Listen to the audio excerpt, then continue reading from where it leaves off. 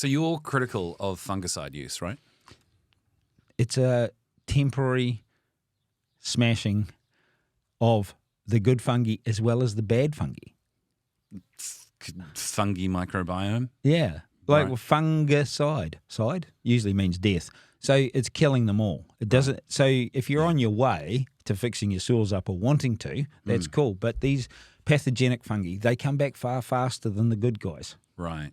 especially when things are in a bad situation. So what's the danger of Band-Aid solutions then? It just gets worse. Yeah. Okay.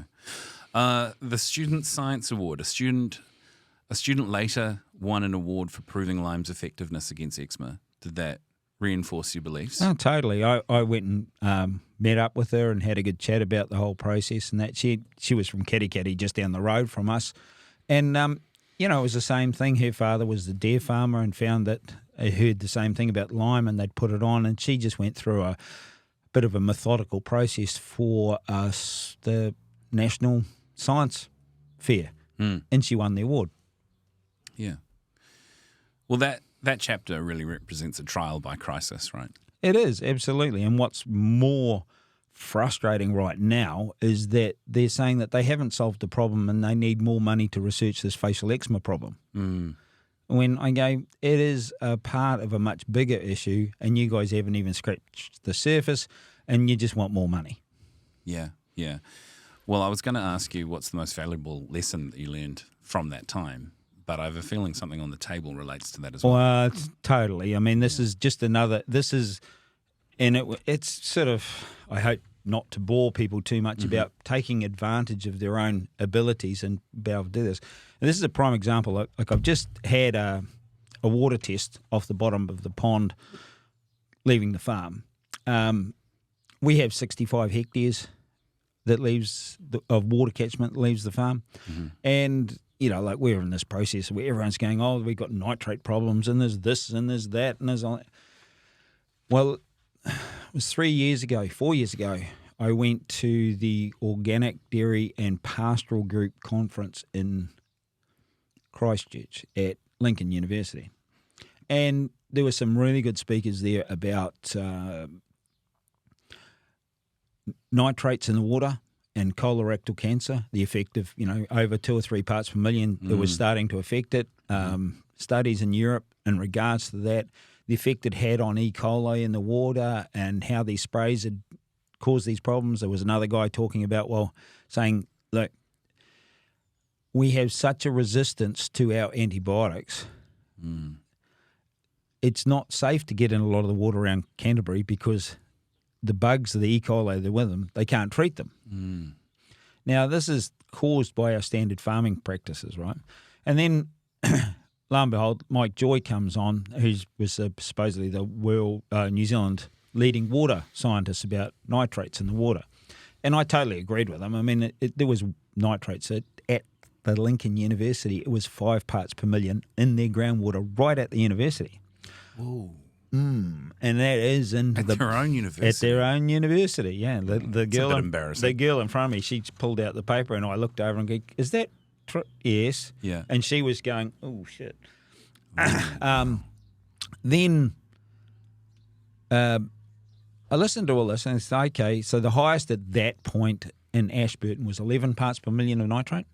So I talked to the guy. I went up to afterwards, and I said, look, we've been doing some interesting work and got some interesting results about what's going on about the nitrates dropping in the water. And he goes, oh, yeah, well, you'd have to do this and that. And, a university student would have to do this with the lysimeter and all this sort of shit. And again, oh, yeah, whatever. So I went back home and I did some more testing on the pond leaving the farm. And I actually did some tests on the river as well, coming from the Waihi gold mine, and checked out some of the other things. Just a really interesting process, what's going on. So what came back was that our nitrates were falling rapidly. They'd start, since we'd cricked onto a few things that we had to do, we'd started at 3.4 parts per million of nitrate leaving the farm in the water. Well, this one here now, which I got back just the other day, is 0.039 parts per million. It's really good. They don't think it's possible. Really? Really. So we're running on a farm.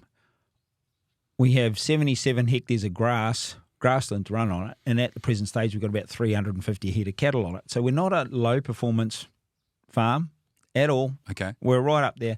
And so what I did when I started to get these results, at one point one of them came back, it was undetectable.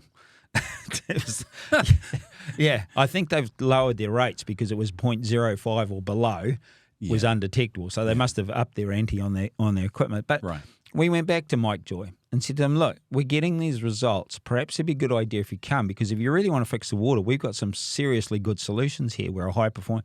That's these results, right? These results. Well, this is backed up by year on year of results of exactly the same things coming about. Can I put this one on screen? Yeah, absolutely. All right, I'll take a shot of it and get it on screen. So when people are looking through it on screen, what do you want them to have their attention drawn to? Well, basically, just look at the nitrate nitrogen. I mean, the figures in Ashburton now came back. They're 22 parts per million in the water, and it's got worse. And I'm going, well, you can solve the problem. You can increase your production. You can actually do this.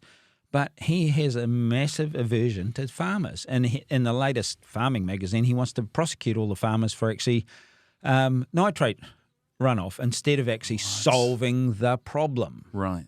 Okay. Is there some sort of industry there for him to prosecute rather than actually solve the problem that he's going on about? Yeah, well, they just seem to think that they can bludgeon people into what they want out of the process instead of leading them out of the desert. Yeah. And it's really frustrating in that regard, is that, the stuff's been done, the ruick's been done, there's lots of people who have done work, and because of the financial way that research money goes, it's not about solving problems, about who's sponsoring you and what's the outcome they want. So that's the end of it.